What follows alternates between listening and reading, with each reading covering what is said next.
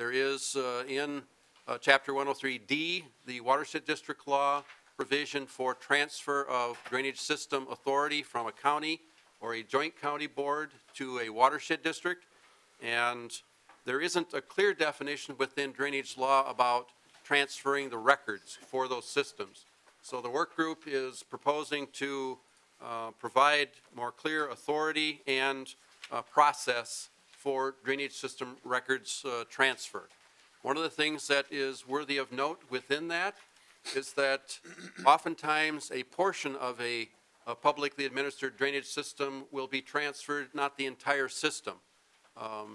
So therefore, there's a need for both the county or the joint county board and the watershed district to have records. So this provision enables there to be an authenticated copy of drainage system records when that's the situation, so that both can have an official copy of drainage system records for their administration of those systems.